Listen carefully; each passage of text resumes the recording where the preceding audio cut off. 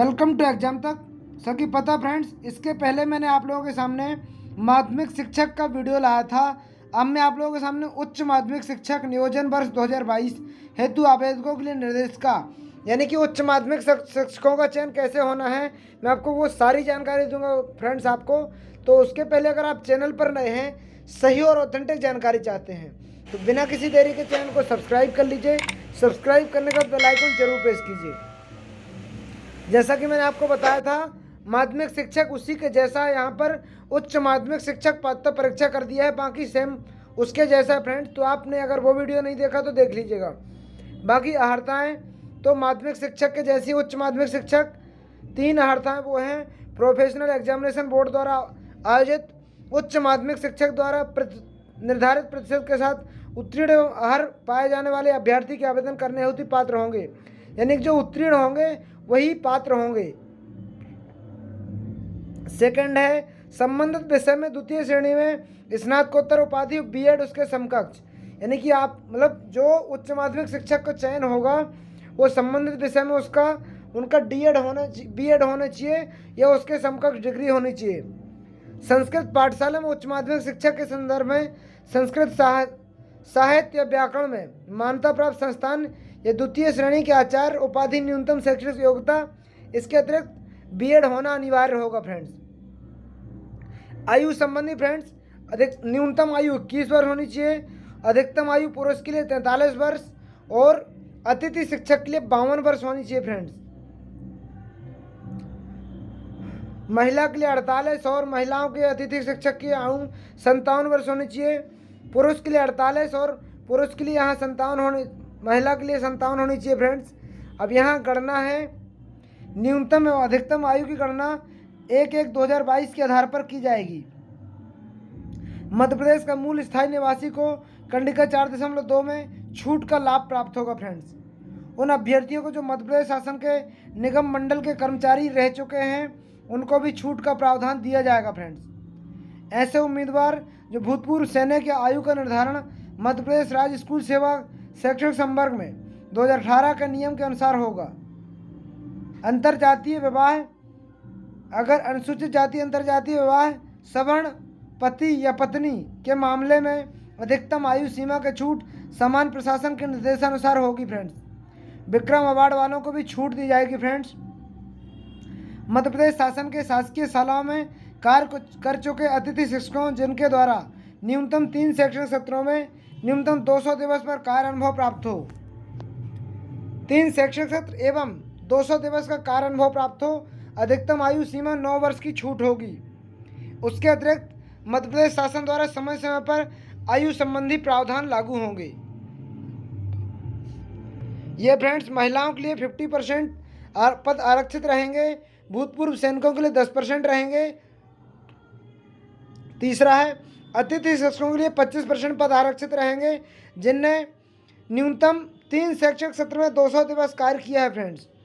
परंतु अतिथि शिक्षक के लिए आरक्षित पदों की पूर्ति नहीं होने पर अन्य लोगों से वो पद भरे जाएंगे।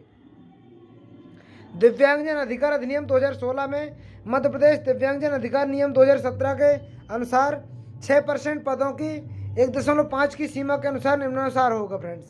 दृष्टिबाधित कम दृष्टि वाले रहेंगे, बहरे कम सुनने वाले, लोकोमीटर, डिसेबिलिटी, सेरेब्रल पाल्सी, कुष्ठ रोग मुक्त, वौनापन, एसिड अटैक पीड़ित, मस्कुलर डिस्ट्रोफी सम्मिलित हैं। बहुविकलांगता उपरोक्त सम्मिलित करते हुए अंकसूची उपाधि शैक्षणिक और व्यावसायिक मान्यता प्राप्त संस्थान के मान्य होंगे। इसके अतिरिक्त अन्य आवश्यक प्रमाण पत्र राज्य शासन द्वारा अविवाहित सक्षम अधिकारी द्वारा किए जाएंगे फ्रेंड्स। बाकी परीक्षा अवधि 2018 के अनुसार होगी और ये निहरताएँ रहेंगी उनके लिए। फिर अभ्यर्थी की संतान के बारे में जानकारी माध्यमिक शिक्षक के बारे में बता चुका हूँ फ्रेंड्स।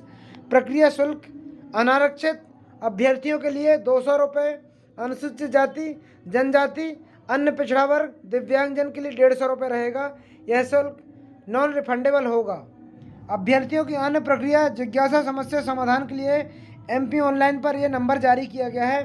प्रातः 8 बजे से रात 8 बजे तक आप संपर्क कर सकते हैं। पात्रता परीक्षा निर्धारित प्रतिशत के उत्तीर्ण अनारक्षित वर्ग के ऐसे अभ्यर्थी जो आर्थिक रूप से कमजोर EWS अभ्यर्थियों की श्रेणी में आते हैं अपनी प्रविष्टि MP ऑनलाइन पोर्टल पर करेंगे। अनारक्षित प्रवर्ग में ऐसे अभ्यर्थी जो आर्थिक रूप से कमजोर प्रवर्ग से आते हैं जिन्होंने पात्रता परीक्षा में 75 या अधिक अंक प्राप्त किए हैं वे स्वयं को इस प्रवर्ग में पंजीकृत कर दस्तावेज अपलोड कर सकेंगे। इसके अतिरिक्त अन्य ऐसे अभ्यर्थी जिनकी पात्रता परीक्षा 2018 के आधार पर नियुक्ति नहीं हुई अथवा जिन्होंने ज्वाइन नहीं किया वो भी पंजीयन कर दस्तावेज अपलोड कर सकेंगे।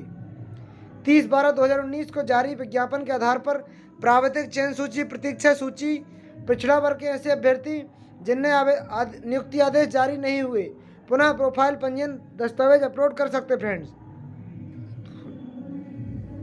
जिन अभ्यर्थियों द्वारा दस्तावेज अपलोड किए जाएंगे उनकी मेरिट के आधार पर दस्तावेज सत्यापन सूची हेतु चयन सूची तैयार की जाएगी। इस चरण द्वारा प्रोफाइल पंजीयन दस्तावेज अपलोड नहीं किए जाने हेतु चयन प्रक्रिया में सम्मिलित नहीं किया जाएगा।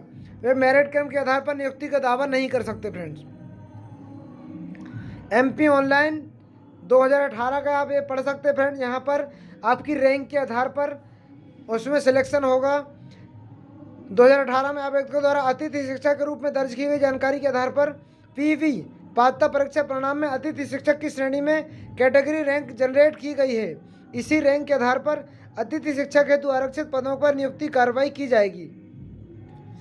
MP ऑनलाइन प्रकाशित रिक्तियों के आधार पर 15.1 के अनुसार दस्तावेज अपलोड करने हेतु अभ्यर्थियों में उपलब्ध रिक्तियों के आधार पर कट ऑफ तय कर मेरिट क्रम में दस्तावेज सत्यापन हेतु अभ्यर्थियों की सूची तैयार कर अपलोड की जाएगी। सूची में नाम सम्मिलित होने पर कोई भी अभ्यर्थी नियुक्ति का दावा नहीं कर सकता। फ्रेंड्स, यानी कि फ्रेंड्स इसमें 2018 में जो आपने अतिथि शिक्षा किया था वही मान्य होगा। दस्तावेजों के सत्यापन के उपरांत अभ्यर्थियों को प्रवर्ग रिक्तियों के आधार पर चयन सूची जारी की जाएगी। दस्तावेज सत्यापन होगा उसके आधार ही आपकी चयन सूची जारी की जाएगी। अंतिम चयन सूची में चयनित अभ्यर्थियों को पोर्टल पर दर्शाई गई रिक्तियों के आधार पर स्कूल पदस्थापना संबंधी विकल्प चॉइस फिलिंग भरनी होगी। जनजातीय कार्य विभाग द्वारा स्कूल शिक्षा विभाग को रिक्तियां संयुक्त काउंसलिंग हेतु दिए जाने की स्थिति में पदस्थापना हेतु रिक्त पदों की सूची स्कूल शिक्षा विभाग जनजातीय कार्य विभाग दोनों की सम्मिलित होगी। फ्रेंड्स, इस बार स्कूल शिक्षा विभाग की और जनजातीय विभाग की काउंसलिंग दोनों की एक साथ होने जा रही है। अभ्यर्थी दोनों विभागों की शालाओं में किसी एक विभाग की शाला का चयन कर सकता है, किंतु मेरिट क्रम में उसे जो विद्यालय आवंटित होगा वह विद्यालय जिस विभाग का होगा उसी विभाग में उसको नियुक्ति प्रदान की जाएगी। किसी भी स्थिति में विभाग परिवर्तन संभव नहीं होगा।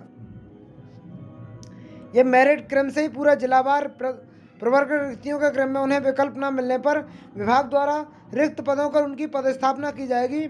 सिर्फ चॉइस फिलिंग के आधार पर अभ्यर्थी यह दावा नहीं कर सकेगा कि उसके अनुसार विकल्प उसी के अनुसार पदस्थापना की जाए। बाकी ये फ्रेंड दस्तावेज पोर्टल पर अपलोड करने की डेट है तो 30/9/2022 से चालू हो गया है। फ्रेंड, उच्च माध्यमिक शिक्षक का 3/10/2022 को सुसंगत अपलोड करना है।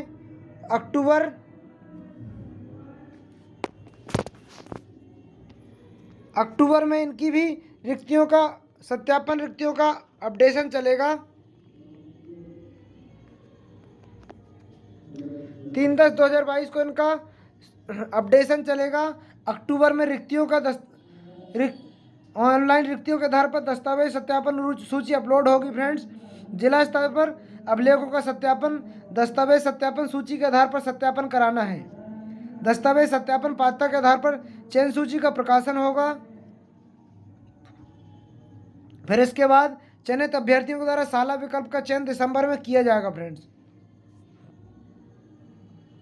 यह जानकारी रहेगी फ्रेंड्स आप लोगों के लिए। तो यह पूरी जानकारी पिछड़ा वर्गों का भी 14% को नियुक्ति दी जाएगी, 13% शेष रखे जाएंगे। तो यही जानकारी फ्रेंड्स आपको कैसी लगी ज़रूर बताइएगा। तो आप ज़्यादा से ज़्यादा लोगों को शेयर करने की कोशिश कीजिए। मिलते अगले वीडियो में, जब तक के लिए जय हिंद जय भारत।